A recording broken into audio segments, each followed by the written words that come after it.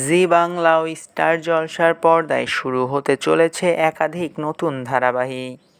জি বাংলায় আসতে চলেছে নতুন ধারাবাহিক কমলা নিবাস ও সাত পাকে বাঁধা।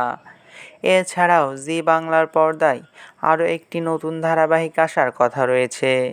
ধারাবাহিকটার নাম অন্নপূর্ণার লক্ষ্মীরা।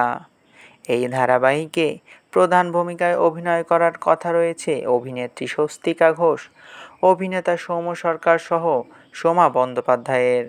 বলে রাখি, এই ধারাবাহিকটি জি টিভির জনপ্রিয় ধারাবাহিক গঙ্গা মাই কি বেটিয়া ধারাবাহিকের রিমেক হতে চলেছে। সব কিছু ঠিকঠাক থাকলেও দিন শেষে এই ধারাবাহিক পড়ল একটি বড় ঝামেলায়। চলুন জেনে নেওয়া যাক কী সেই ঝামেলা। বলা বাহুল্য, শোনা গিয়েছিল খুব তাড়াতাড়ি নাকি টেলিভিশনের পর্দায় প্রকাশ পাবে অন্নপূর্ণার লক্ষ্মীরা ধারাবাহিকের প্রথম প্রোমো। এমনকি সেই প্রোমো নাকি সর্বপ্রথম দেখানো হবে জি বাংলা সোনার সংসার 2026-এ। কিন্তু সমস্যা বাধে সেখানেই।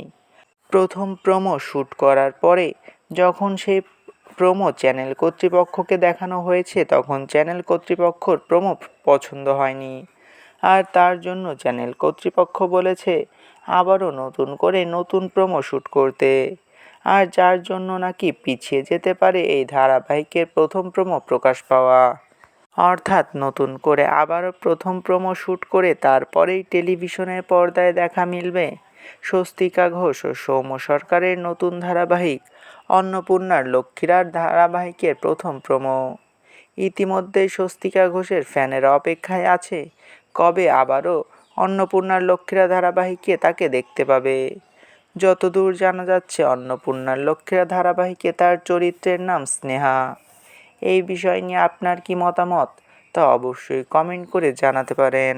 ভিডিওটি ভালো লাগলে চ্যানেলটিকে সাবস্ক্রাইব করে আমাদের সাথেই থাকবেন। আপনাদের ভালোবাসায় আমাদের সামনে এগিয়ে যাওয়ার শক্তি যোগায়।